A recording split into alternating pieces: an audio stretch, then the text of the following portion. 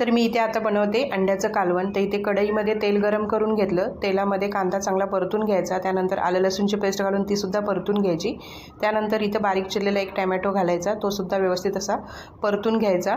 आता त्यानंतर घालायचे आहेत आपल्याला यामध्ये मसाले, हळद घालायची, तिखट घालायचं, गरम मसाला घालायचा, धणे जिरे पावडर, मीठ घालायचं चवीनुसार आणि इथे घालायचा आहे कांदा लसूण मसाला। आता कांदा लसूण मसाला आपल्या चवीनुसार घालायचा। त्यानंतर इथे घालायचं आहे कांदा खोबऱ्याचं वाटण। आता हे वाटणाची रेसिपी आपल्या चॅनलवरती मी अपलोड केलेली आहे, ती तुम्ही पाहू शकता।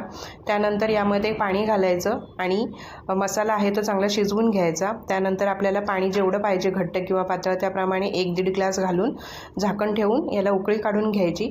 तर आता मी इथे झाकण ठेवलेलं आहे आणि त्याला उकळी काढून घेते। उकळी आल्याच्या नंतर आपल्याला बघायचं इथे हे बघा छान अशी उकळी आली आहे त्याला। त्यामध्ये आता आपल्याला काय करायचं, अंडी फोडून घालायची आहेत। तर मी इथे आता अंडी घालते बघा फोडून, जशी तुम्हाला घालायची आहेत त्याप्रमाणे तुम्ही घालू शकता। मी इथे 3 अंडी घातलेली आहेत, इथे बघू शकता। त्यानंतर ना गॅस इथे मीडियम स्लो ठेवायचा आहे आणि त्यावरती झाकण ठेवून स्लो गॅसवरती आपल्याला हे 5 मिनटं शिजवून घ्यायचं आहे। त्यानंतर 5 मिनटानंतर इथे तुम्ही बघू शकता छान उकळी आली त्याला।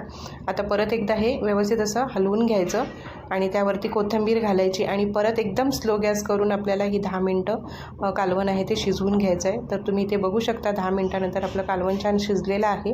गॅस इथं स्लोच ठेवायचा आहे, म्हणजे कसं अंडी विरघळत नाहीत रश्श्यामध्ये। हे बघा छान आपली अंडी तयार झालीत आणि ही भातासोबत, भाकरीसोबत किंवा चपातीसोबत आपण खाऊ शकतो। खूप छान लागतं, टेस्टी लागतं। तर आजचा हा व्हिडिओ कसा वाटला तो नक्की कमेंट करून सांगा। धन्यवाद।